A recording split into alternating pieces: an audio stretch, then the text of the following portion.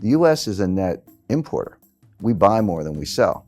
So when you have a cheap dollar, okay, a Boeing aircraft or General Electric wind turbine gets a little less expensive, but all the stuff we buy gets more expensive because we're paying for it in cheaper dollars, and that's what the central bankers really want. They want those price increases to feed through the supply chain and try to create inflation because governments around the world are desperate to get inflation. So that's the real reason they do it. And it can have a short-term impact. It can help exports a little bit. It can give you a little bit of lift. But the problem is it comes at the expense of the trading partners. This is just classic beggar thy neighbor devaluations. That's what currency wars are. So it can help individual country growth, but it does nothing for world growth. The world is no better off. One country is a little better off, another country is worse off. So the other metaphor I've used is, you've got 4 soldiers and they're fighting and it's a hot day and they get a break and they've got one canteen and they're all really thirsty. What do you do in that situation? You pass the canteen. In other words, everybody would like to drink the whole canteen, but you take a sip, you hand it to your mate, he takes a sip, and so forth. And that's the way the currency wars have gone. 2009 was the day of the cheap yuan. Remember, 2009, 2010, Secretary Geithner couldn't get out of bed without complaining about Chinese currency manipulation. 2011, the dollar hit an all-time low on a couple indices. That was the cheap dollar. 2013, along comes Abenomics, and one of his 3 hours was a cheap yen. All of a sudden, the yen's at 120, 124. Japan got a little bit of a lift. So who's suffering the whole time? Europe. Europe had the strong currency, 2 recessions in 4 years. So finally, 2015, it was Draghi's turn. Well, June 2014, they launched negative interest rates. In January 2015, they launched European QE. So you're going from China, US, Japan, Europe. Everybody's passing the canteen. But the world is still stuck in basically depressionary growth. It's not, we don't have negative growth, but we have below trend growth. So there's no way out of it. So right now, my forecast, I actually said this a couple of months ago, is that look for a stronger yen, stronger euro, cheaper dollar, cheaper yuan. That has played out with a couple speed bumps. The dollar got a big lift because of Brexit, and the euro went down a little bit also because of Brexit. But the yen went from 124 to 104. It backed up. 103 actually backed up a little bit. But we do have a strong yen. All these people who expect Japan to intervene in currency markets, don't hold your breath. They've been warned, I would say threatened, by Jack Lew and Christine Lagarde. Don't you dare intervene in currency markets. You had 3 years with a cheap yen. You didn't make the structural reforms. You didn't do what you needed to do. Too bad for you. We're taking the canteen back. So the point to your main question, Grant, is that they don't have a logical conclusion. There are only 2 ways out of a currency war. One is systemic reform, a kind of Bretton Woods or Plaza Accord where all the major powers sit down and just say, here's the New Deal. The other one is systemic collapse. I expect collapse because there's no consensus on a way out of it. There's no political will behind structural reform. I don't see the leadership. In 1944 you had John Maynard Keynes. In 1985 you had James Baker. In the 1990s you had Bob Rubin. These were, whether the Democrats or Republicans, this was leadership. I don't see that kind of leadership today. I see a lot of denial. I don't see the political will behind structural reform, so I would expect a collapse of the system. Well, it's interesting you say, because of all the bailouts, we don't know what a systemic collapse looks like. I actually have a pretty good idea of what it looks like, because everyone focuses on 2008, and U.S. economists call it the Great Recession. You go abroad, they call it the global financial crisis, the GFC for short, whatever you want to call it. But we had another one that was actually potentially worse or as bad in 1998.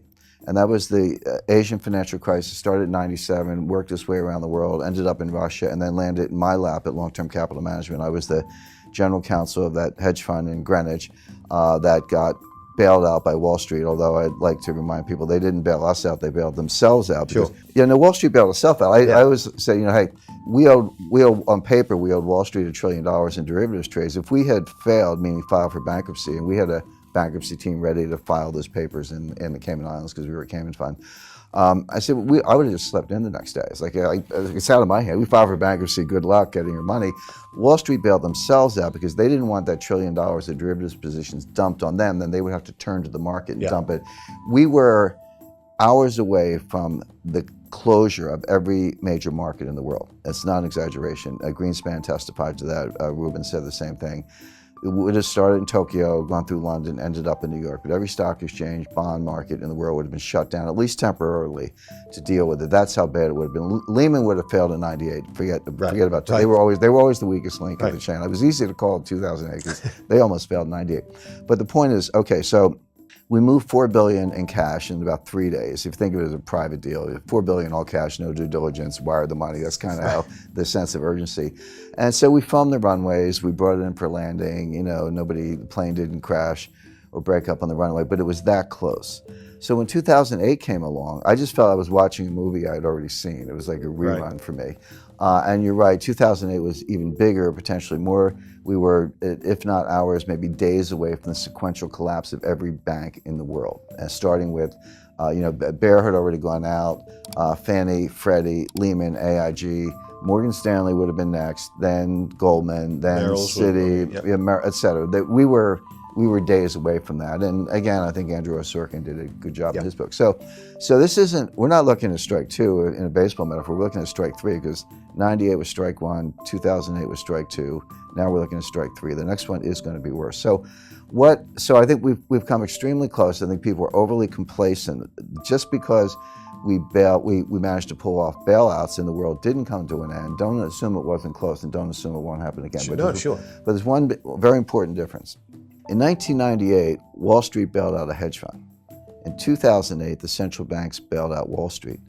In 2018, let's say, keep up the 10-year tempo, who's going to bail out the central banks? All we do is we move the problem to a different balance sheet. Now the problem is on the central bank balance sheet. Because the Fed printed $3.4 trillion of new money since 2008. Their balance sheet was $800 billion. Now it's at $4.2 trillion, give or take, so $4 trillion of new money. But it's 9 years on. Yeah. They haven't normalized. If they had somehow got their balance sheet back to $800 billion, I'd say, okay, you guys could do that again. But you're at $4 trillion. What are you going to do when the next crisis hits, which could be soon, by the way? Go to $8 trillion, $12 trillion? Now, some people say, yeah, what's the problem? Just print more money. I have my doubts about that. But so who can bail out central banks? The answer is the IMF, because they have the only clean balance sheet left in the world. The Fed is leveraged about 113 to 1 with a duration mismatch. They look like a really bad hedge fund. And again, I've spoken to central bankers who say, well, who cares? Central banks don't need capital. A member of the Board of Governors of the Federal Reserve said that to me. She said, central banks don't need capital. I said, well, that's one point of view, but we'll see. Exactly, we'll see. But there's sort of an invisible, hard to define confidence boundary. And when you cross that confidence boundary, and every day citizens just wake up and say, you know what, I'm checking out of this system. You tell me it's all good, I don't believe you anymore. And get me some gold because I know that the gold will be around, et cetera. That's an instantaneous loss of confidence in the dollars. That's what I mean by collapse. Now, just to be clear, I don't think we'll all be living in caves, eating canned goods, lighting fires with rocks and twigs. Life will go on, but it'll be different. The dollar will maybe be like the Mexican peso in the sense of being a local currency that you get when you go to the United States, but no longer the world currency. They'll try to bail it out with SDRs, the special drawing rights. If it works, if the SDR bailout works, it's only because nobody understands it, or like maybe there were 100 people in the world who really understand. I've spoken to PhD monetary economists, like people right in the field with PhDs from Harvard who can't give you a straight explanation of what an SDR is. So if it works, it'll only be because nobody gets it. But I have a feeling that because of social media, because of, interviews like the ones you do, Grant, just because of different means of communication, that people will get it and they'll run for gold because it's money good. And so that, and then you get into coercion, shutting down banks, closing ATMs, or maybe reprogramming ATMs. Everyone can have $300 a day for gas and groceries, but no more. Recently, the SEC has changed the rules for money market funds. I meet people everywhere, and I say, well, how much money you got? Or where do you have your money in? Probably a better way to put it. And they go, I got money in stocks, money in bonds, money in real estate, and money in the money market funds. I say, no, you don't. You have stocks, bonds, and real estate. You don't have money in anything. That's not money. Oh, I can sell it and get the money. Really? Maybe not. Maybe they'll close the New York Stock Exchange. But anyway, they have new rules on money market funds where money market funds can suspend redemptions.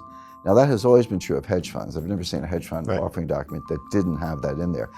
But people think they can call Charles Schwab or Merrill Lynch or Bank of America, instruct the broker to sell the units, and the money's in the bank the next day. They're going to wake up one day and make that phone call and find out, no, we've suspended redemptions, we'll get back to you. You can't get your money. And oh, by the way, the day that will happen is the same day you want your money the most. Yeah, In other words, course. it's conditionally correlated. So you'll still have money for gas and groceries, and your kids will still go to school, and you'll still have food on the table, but you won't be able to get your money. The IMF will be flooding the zone with trillions of SDRs. The dollar will be greatly devalued relative to SDRs. It'll be like Mexican pesos, and then it'll be a very different world.